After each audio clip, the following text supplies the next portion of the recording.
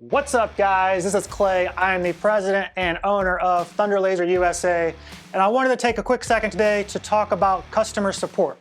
Now, a lot of the times when you think about customer support, you might be thinking about technical service or technical troubleshooting. When my machine goes down, how am I going to be able to get that machine back up? I don't need sleep, I need answers. And of course, we do help you with that, but I also want you guys to be thinking about your technical support team or your customer support team as a real business partner.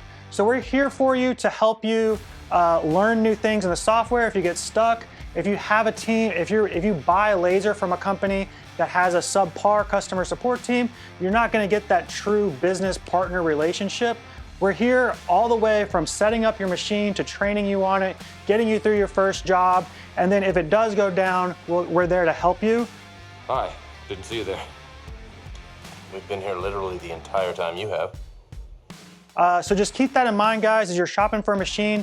I know a lot of companies will say, oh, our technical support team responds in 24 hours. Well, what that usually means, guys, is that you submit a ticket and then you wait 24 hours to get a response, and then you respond to that ticket, that's one ticket, and then you get another one 24 hours later. So you've got 1 day in between responses, which is really gonna slow you down.